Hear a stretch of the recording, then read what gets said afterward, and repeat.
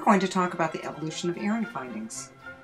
We're going to start circa 1800, as few earrings survived from late Georgian, let alone earlier than 1800.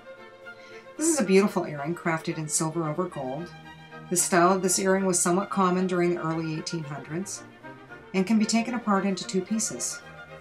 We have a top that can be worn for day and a bottom which can be suspended from it for evening wear. They are called day to night earrings. The ear wire is hinged at the base and hooks through the ear from the back, and it rejoins the front and clasps with the tension hook. This attachment was used throughout the 19th century.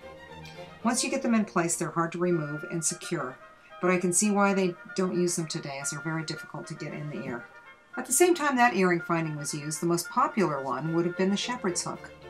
This particular piece shows a complementary element attached to the shepherd's hook and further suspending the drop. This earring is gem set with garnets, and if you look closely at this one, you will see that the top of the earring, to which the shepherd's hook is attached, has the exact same motif as the rest of the earring. This enables me to determine that this is probably an original wire. A lot of wires have been replaced over time, and the next pair is an example of that one, so let me show you that one as well. This sample is from a bit later, but not much, and it's set with quartz crystals that are foiled to create their green color. Foil-backed gemstones are very typical for Georgian jewelry. The top element on this earring does not match the bottom. At some point in this earring's long life, the wire was replaced. This earring is an example also of die stamping. You can see the hollow formed back.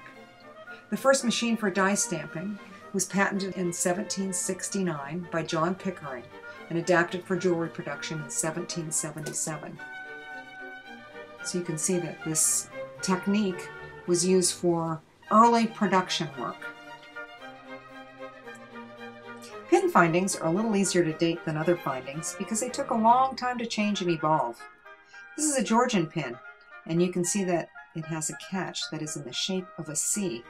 This C catch was used throughout the whole 19th century and into the early 20th century as the safety catches replaced them. The other aspect that is important to note is the construction of the hinge. It is a fully constructed tubular hinge with a pin, and a lot of these also have a little stop, so that it cannot go any further than intended, and this prevents the pin stem from loosening and losing tension. The front of this piece has a large stone set in a cut-down collet, typical Georgian style setting. This is a beautiful old snake chain with a great example of an early clasp. This particular clasp, which is a tubular style clasp, has snake scales engraved on it, beautifully made. This was the style of clasp usually used before 1840, when the spring ring clasp was patented.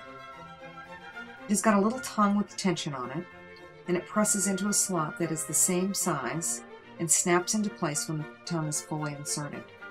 We're still using clasps like this today.